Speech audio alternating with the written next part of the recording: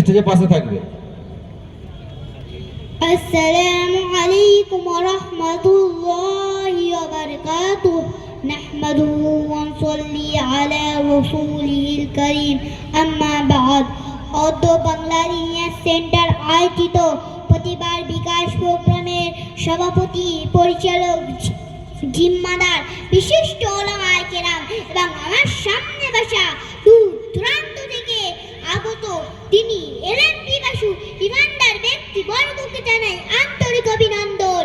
বক্তৃতার শুরুতে মহান রব্বুল আলামিনের পর শুকরিয়া জ্ঞাপন করি যিনি আমাদেরকে সুস্থ সবল শরীরে এই মহতি মজলিসে বসার তৌফিক দান করেছেন। এর জন্য সকলে বলি আলহামদুলিল্লাহ। লক্ষ কোটি দরুদ ও সালাম ওই মহামানবের প্রতি যিনি সর্বশ্রেষ্ঠ, তার প্রতি দরুদ ও সালাম প্রেরণ করেন সাল্লাল্লাহু আলাইহি ওয়াসাল্লাম। প্রিয় বন্ধুগণ, আমার বিষয় হলো ইসলামী সভ্যতা। ইসলামী সভ্যতার বিষয়বস্তু এতটাই বিশাল যা মাত্র পাঠ নিতে বলা অসম্ভব।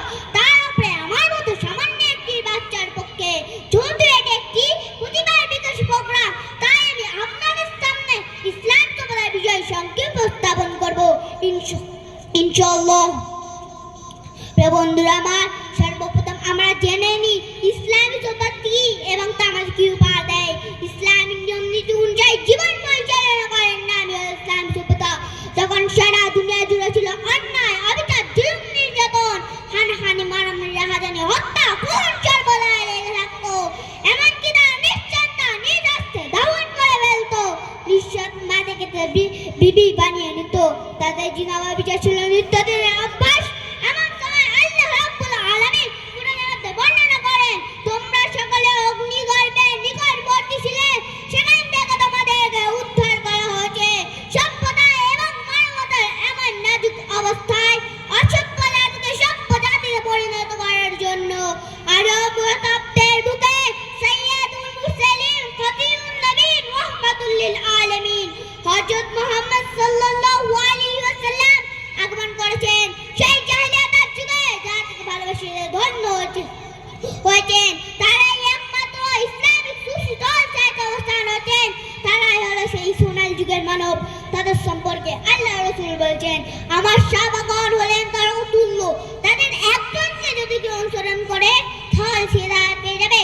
শুধু তাই নয়, তাদের জন্য আল্লাহ রাব্বুল আলামিন সূরা তাওবার 100 নম্বর আয়াতে বলেছেন, রাদিয়াল্লাহু আনহুম ওয়া রাদু আন। আল্লাহ তাদের প্রতি সন্তুষ্ট, তারাও আল্লাহ প্রতি সন্তুষ্ট।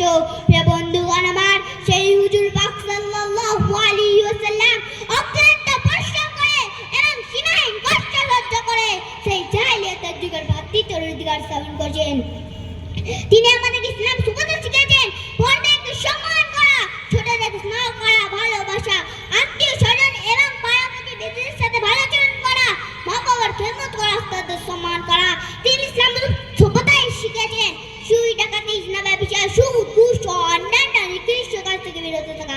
তিনি ইসলাম সভ্যতাই এও শিখিয়েছেন নিজের মাতৃভূমিকে ভালোবাসা শ্রদ্ধা করা। তিনি ইসলাম সভ্যতাই শিখিয়েছেন নারী জাতিকে পর্দায় থাকা। প্রিয় বন্ধুগণ আমার, আজকে নারী জাতির পর্দা অবহেলার কারণে মা বোনকে লাঞ্ছিত হতে হচ্ছে রাস্তাঘাটে। অনেক মা বোনকে ধর্ষিত হতে হচ্ছে সেই নাইট ক্লাবে, পার্কে, বেঞ্চিংহলে। বলেন ঠিক কিনা? ওই মা বোনদের বলতে চাই, আপনার ইসলামী সভ্যতায় চলে আসেন, নাহলে আপনার পরিস্থিতি অনেক খারাপ চলে যাবে।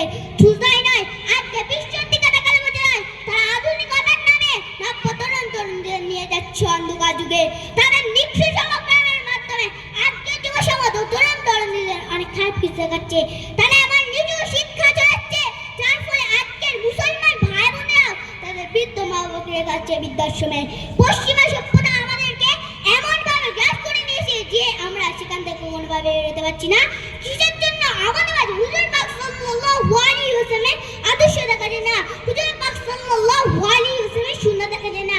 আজকে যদি আমাদের মাঝে হুজুর পাক সাল্লাল্লাহু আলাইহি ওয়াসাল্লামের আদর্শ সুন্নাহ পরিপূর্ণ থাকতো, তাহলে পশ্চিমা সভ্যতা আমাদেরকে কোনোভাবে গ্রাস করতে পারতো না।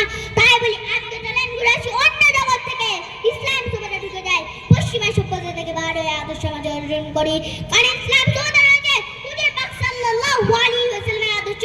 সুতরাং হুজুর পাক সাল্লাল্লাহু আলাইহি ওয়াসাল্লামের আদর্শ জীবনকে অনুসরণ করাই আমাদের কাজ। এই বলে আমি আমার বক্তব্য শেষ করছি। ওয়া আখিরু দাওয়ানা আলহামদুলিল্লাহি রাব্বিল আলামিন। ওয়া বারাকাতুহু।